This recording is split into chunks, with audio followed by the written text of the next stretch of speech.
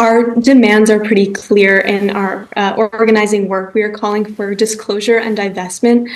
So that means we want Yale to disclose all of the military weapons manufacturer corporations that it is invested in. There is a big lack of transparency in the way that Yale invests its endowment. It is a $40 billion endowment, which is an insane amount of money.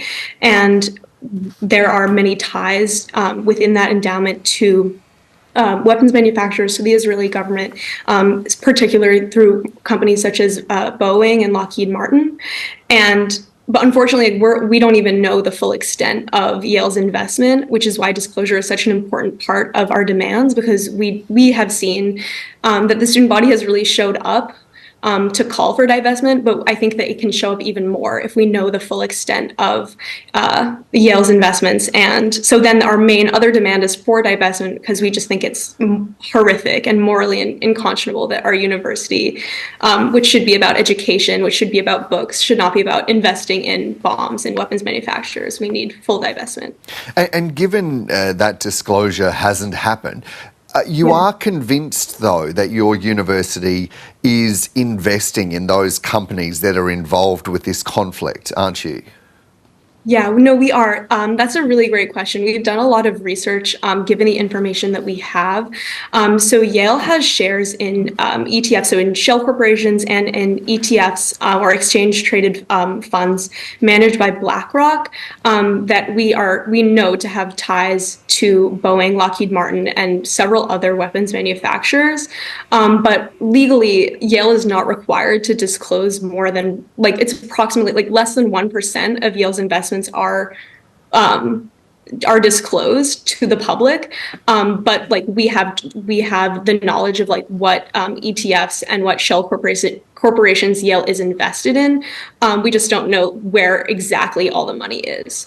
And when you're speaking about this, you said it was morally unconscionable. Is that also your position about the broader conflict that we're seeing, or is there a difference there of perspective? I just think on a human level, the atrocities that we are seeing in Palestine, in Gaza, the families, the children, the communities that are being devastated by the Israeli government, that our school and our government is tied to, it's horrific. It's on a human level, it's horrific, yeah. And you're part of the group Yale Jews for Ceasefire. I understand that you are Jewish. How has your lived experience informed the position that you're taking right now? So the Jewish community that I was raised in centers the value of collective liberation, of community, of freedom and justice. Those are Jewish values in my family. They're the values that I grew up with, and they're very tied to my Jewish identity. And my Jewish community here at Yale is so involved in the divestment movement. To me, they're completely connected. And I think also part of it is that I feel it makes me really upset, makes me angry and sad that my Jewish identity is the violence and the atrocities, the mass death that we're seeing in Palestine is in any way in the name of Jewish identity. That makes me feel even more of an obligation to do everything that I can to make that stop. And Tessa, there has been a view amongst some that those who speak out against this conflict are labelled anti-Semitic. I wonder if that has happened to you and what your perspective is on that.